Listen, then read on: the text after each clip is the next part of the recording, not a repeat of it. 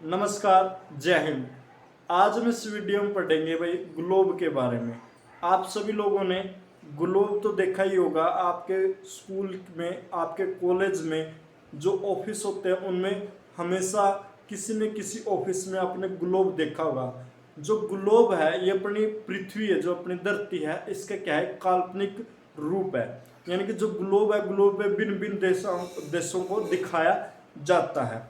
ठीक है ना, मतलब ये क्या है, पृथ्वी का एक काल्पनिक क्या है, रूप है, जिसको हम ग्लोब की सहायता से जो पृथ्वी पर भिन्न भिन्न मौजूद टापू है, देश है, द्वीप है, उन सबको दिखाने का प्रयास करते हैं। लेकिन आपने क्या कभी सोचा भाई इन सभी देशों को गोलार्ध पे दिखाया किस तरह जाता है, मतलब किसकी सहायता से इनको दिखाया जाता है? तो जितने भी देश है, जितने द्वीप है, इन सभी को गोलार्ध पे या फिर कह लो ग्लोब पे जो रेखाएं होती है उनकी सहायता से दिखाया जाता है। आप सभी ने जब ग्लोब को पूरे ध्यान से देखा होगा तो ग्लोब पे भिन्न भिन्न प्रकार की रेखाएं होती है, यानी कि ग्लोब पे क्या होती है, रेखाएं खींची जाती है भाई। जैसे कि ये आपने क्या है, ग्लोब है मान लो, ठीक है ना, तो इस ग्लोब पे आपने पूरे ध्यान से देखोगे तो इस प्रकार की रेखाएं इस पे खींची जाती है, इस प्रकार की, ठीक है ना, इस प्रकार की रेखाएं आपको देखने को मिलेगी। ठीक है ना, तो इन रेखाओं के बारे में आज हम फुल डिटेल से पढ़ेंगे भाई इस वीडियो में, तो बने रहिए हमारे साथ अंत तक।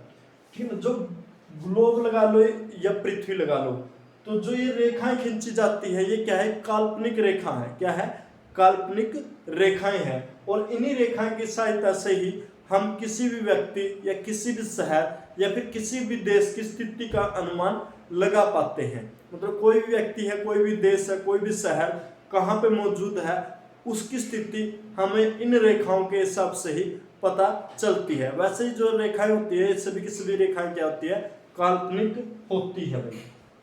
तो जो पृथ्वी है हमारी, क्या है, पृथ्वी है, पृथ्वी पे जो उत्तर से लेके दक्षिण तक, मान लो देखो ये पृथ्वी का क्या है, उत्तर है यानी कि नॉर्थ है, ये क्या है, दक्षिण है, ठीक है ना, ये क्या है, पश्चिम है, और ये क्या है, पूर्व है। ठीक है ना, यानी कि उत्तर दक्षिण यानी कि पश्चिम पूर्व, यानी कि पूर्व पश्चिम, ठीक है ना, ऐसे मान लो।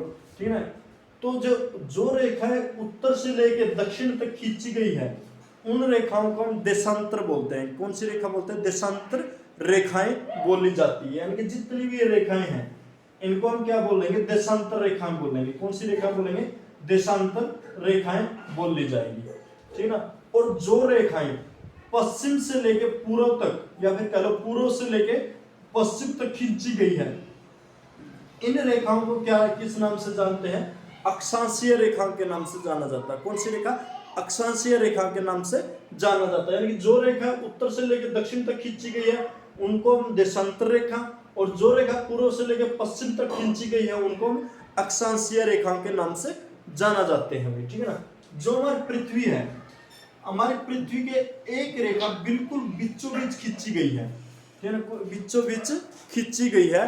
इस रेखा को हम किस नाम से जानते हैं, भूमध्य रेखा, यानी कि भूमध्य रेखा, भूमध्य रेखा के नाम से जाना जाता है। यानी कि इस रेखा को हम किस नाम से जानते हैं, भूमध्य रेखा के नाम से जानते हैं, या फिर इसको विष्णुवत रेखा के नाम से भी जाना जाता है।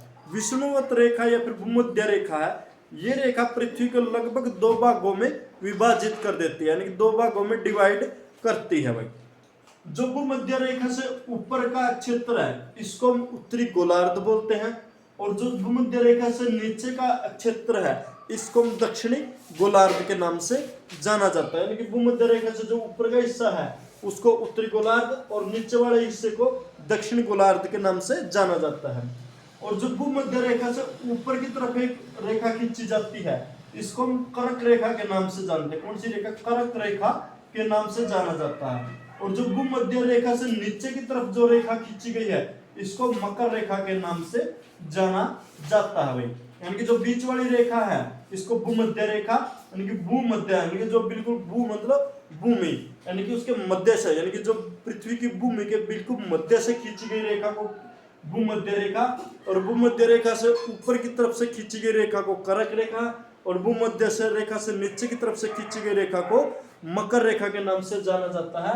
और भूमध्य रेखा के ऊपरी भाग को यानी कि उत्तरी गोलार्ध और नीचे वाले भाग को दक्षिणी गोलार्ध के नाम से जाना जाता है भाई।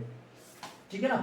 तो ये जो रेखाएं हैं यानी कि देशांतर रेखा है, अक्षांशीय रेखाएं हैं, इनकी दो रेखाओं के बीच में लगभग 111 किलोमीटर का क्या रहता है, फासला रहता है। मतलब कि जो ये रेखाएं होती है इन रेखाओं के बीच में लगभग कितना 111 किलोमीटर का फासला रहता है।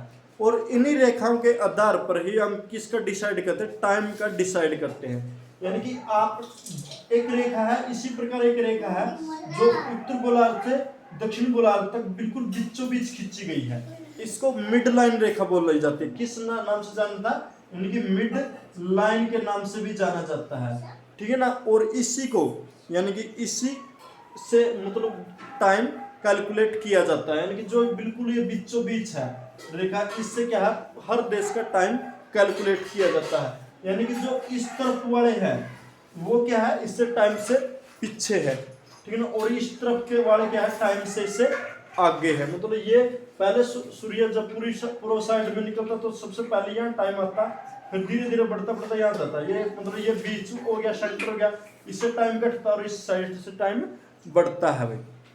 ठीक है ना। यानी कि जो भारत का मानक समय है वो भारत का मानक समय कहाँ से लिया गया, 82:30 से लिया गया, यानी कि 82 डिग्री 30 मिनट से समय लिया गया है, जो कि इलाहाबाद के नैनी नामक स्थान से लिया गया है। और जो भारत का समय है वो ग्रीनविच यानी कि जो बिल्कुल सेंटर की रेखा का जो टाइम है उससे कितना 5.5 घंटे, लगभग 5.5 घंटे आगे है। मतलब भारत का समय जो मेन मिडविच टाइम है उससे कितना है 5.5 घंटे आगे है भाई। अब मैं बात करता हूँ जैसे भारत का विस्तार की बात करता हूँ। जैसे हम हमारे देश है जैसे भारत है, तो भारत का विस्तार पृथ्वी पे या फिर ग्लोब पे कहाँ पे है उसके बारे में हम बात करेंगे। ठीक है ना। जैसे कि अपना एक ग्लोब लगा लो या पृथ्वी लगा लो। ठीक है ना। तो एक ये रेखा होगी और एक ये रेखा होगी, ये अपनी कौन सी रेखा होगी, भूमध्य रेखा होगी। ठीक है ना। तो भारत का विस्तार इस स्थिति पे, किस पे है, इस स्थिति पे है। ठीक है ना। यानी कि पूरा का पूरा जो भारत देश है ये कौन से गोलार्ध में आता है, ये उत्तरी गोलार्ध में आता है। कौन से गोलार्ध में आता है, उत्तरी गोलार्ध में आता है। और जो भारत का विस्तार आप देखोगे, भारत का विस्तार पूर्वी देशांतर में है। कौन से में है, पूर्वी देशांतर में है। पूर्वी देशांतर का मतलब क्या है, जैसे ये रेखा है, इस रेखा को हम किस नाम से जानते हैं, देशांतर रेखाओं के नाम से जानते हैं। तो जो इस तरफ का क्षेत्र है उसको हम कौन सा देशांतर बोलते हैं, पूर्वी देशांतर बोलते हैं। और इस तरफ का क्षेत्र है इसको हम कौन सा देशांतर बोलते हैं, पश्चिम देशांतर बोलते हैं। तो भारत किस तरफ है, पूर्वी साइड है। तो भारत का विस्तार के उत्तरी गोलार्ध में पूर्वी साइड है, तो इसलिए भारत का जब भी आप देखोगे विस्तार पूर्वी देशांतर में भारत का विस्तार है। और आप जो ये इस तरफ देश देखोगे, इस तरफ कौन कौन से देश है, जैसे अमेरिका है, कनाडा है, ठीक है ना, ब्रिटेन है, यूरोप है, फ्रांस है। ये यूरोप के काफी शहर जैसे इंग्लैंड, फ्रांस है, वो इस तरफ है। तो इनको कौन से देश बोलते हैं, पश्चिम देश बोलते हैं। क्या बोलते हैं, पश्चिम देश बोलते हैं। जैसे कि आपने पश्चिम सभ्यता के बारे में तो पढ़ा होगा भाई, बोलते हैं पश्चिमी कल्चर है, वेस्टर्न कल्चर है। वेस्टर्न कल्चर का लिया कहाँ गया से है, ये वर्ड आया कहाँ से, पश्चिम सभ्यता, वेस्टर्न कल्चर, ये आया कहाँ से, ये इसलिए आया है क्योंकि इनका जो विस्तार है इन देशों का, ये किस साइड है, पश्चिम साइड है। किस साइड है, अपने पृथ्वी पश्चिम साइड है, इसलिए इनको कौन से देश बोलते हैं, पश्चिम देश के नाम से बोला जाता है। और भारत है जैसे एशिया के देश, जैसे भारत है, जापान है, चाइना है, इंडोनेशिया, इन देशों को कौन से देश बोला जाता है, पूर्वी देश के नाम से जाना जाता है। जैसे भारत को का विस्तार किसमें, पूर्वी देशांतर में, तो भारत वाले देशों को पूर्वी देश, और अमेरिका है, इंग्लैंड है, इन देशों को, कनाडा, इन देशों को पश्चिम देश के नाम से जाना जाता है। और वहाँ के कल्चर को हम पश्चिम सभ्यता या फिर पश्चिम कल्चर या फिर वेस्टर्न कल्चर के नाम से जाना जाता है भाई। और जैसे ऑस्ट्रेलिया है, न्यूजीलैंड है, ये कि कौन सी गोलार्ध में है, ये दक्षिणी गोलार्ध में। कौन से गोलार्ध में, दक्षिणी गोलार्ध में है। और इसी प्रकार जैसे उत्तर अमेरिका, दक्षिणी अमेरिका है, जैसे दक्षिण अमेरिका महाद्वीप है, तो उसमें जो देश है जैसे ब्राजील वगैरह है, तो वो भी कौन से गोलार्ध में आते हैं, दक्षिणी गोलार्ध में आते हैं भाई। होप सो भाई आप सभी को ये सब चीज़ें समझ में आ गया होगा। तो अगली वीडियो में फिर मिलेंगे एक नए टॉपिक के साथ, तब तक जय हिंद जय भारत, धन्यवाद दोस्तों।